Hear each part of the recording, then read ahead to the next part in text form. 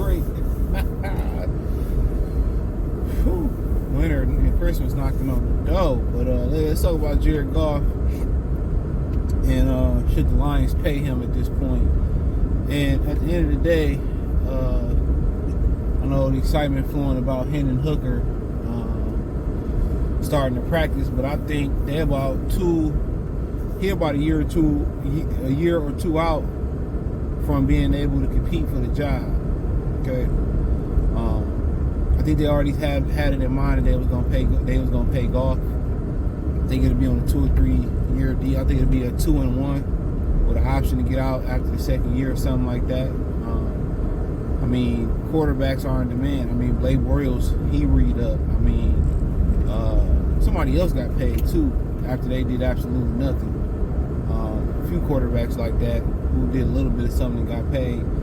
So, but you know, people against paying Jared Goff, I mean, really the Lions don't have no leverage at this point other than trying to move up the draft board and get a quarterback they really like. And like I said before, they may have some options there. I mean, Jaden Daniels, he may be a late first, mid-first, second-round pick or something like that. J.J. McCarthy might be an option somewhere in the same frame and whatever. Maybe they try to, you know, package some things together and shoot up the draft board and try to do something. But at this point, you know, do you really want to hand Goff $40 million? You know, and his story still being written. I mean, he could be dealing with an undisclosed injury that we don't know about.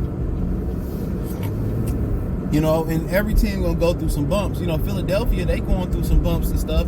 They just finding ways to win. You know what I'm saying? They just finding ways to win. That's the difference. They just finding ways to win the game. All right.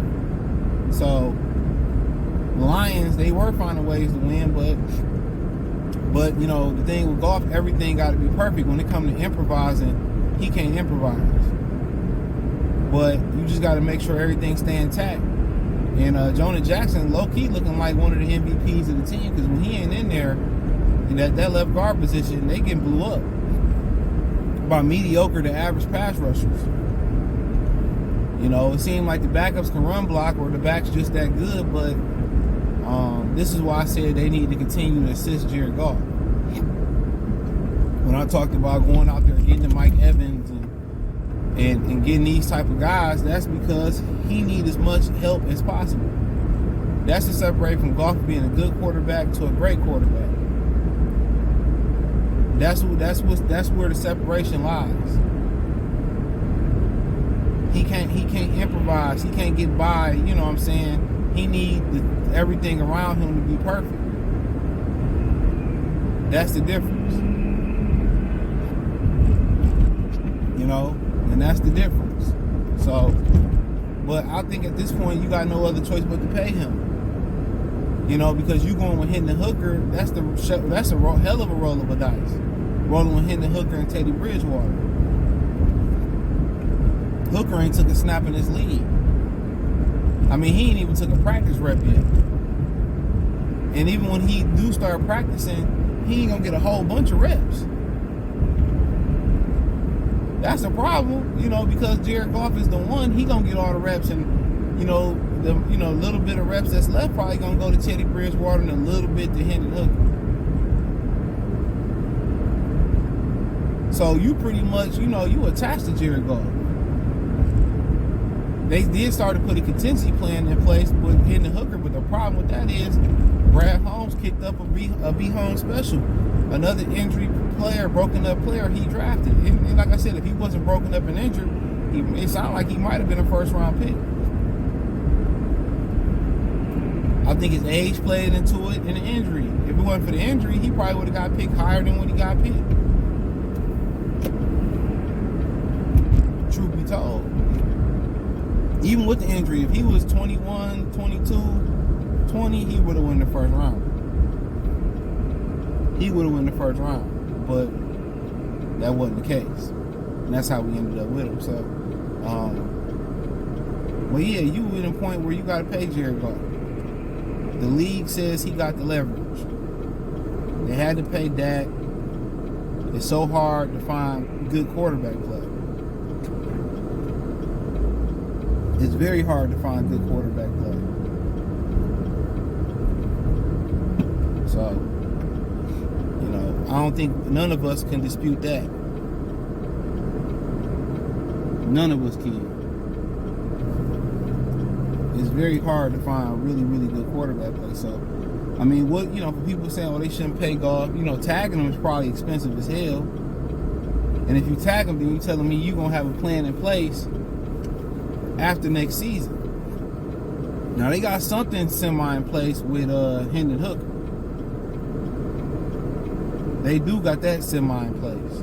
But we got to see, you know, how he performs and how he pick up the playbook and all that. And the playbook is very quarterback friendly. Then the playbook might switch next year because Ben Johnson about to be gone. So the playbook very much well can switch.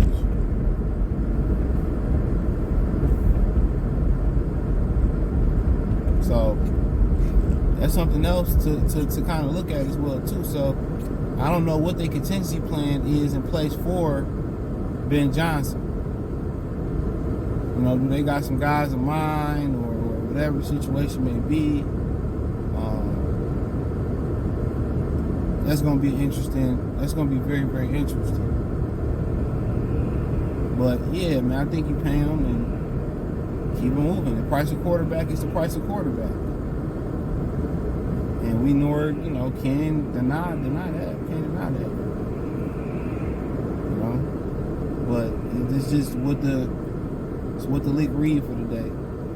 You know, now if you can go out there and pay somebody else, so be it. But people ain't even letting mediocre quarterbacks hit the market. You want to take your draft picks and your future draft picks and get a quarterback you really want? You know, so be it. For the most part, that's going to be a guy like Jaden Daniels, somebody like that, J.J. McCarthy. If he chooses to come out, it'll be somebody of that caliber. You know, ain't nobody letting you move up and get Caleb Williams. Now, some people can say, well, you know, Chicago, you know, they're going to stick with Justin Fields. I don't think so. Now, had that been the GM that actually been there, that actually drafted him, then I might be like, yeah. But I don't see that. I think Justin Fields probably going to end up back home in Atlanta. But I just feel that you pay Goff, and that is what it is. You know, you pay Goff and you keep it moving. So, thumbs up the video, share the video, subscribe to the channel. The subscribe button is the bell icon button. Hit all notifications, increase your chance of notifications. We go live or drop video. Financially, you want to support the channel, Cash App, $, CJ Good 313, Venmo, CJ Good 313, PayPal link in the description. Hit the link tree.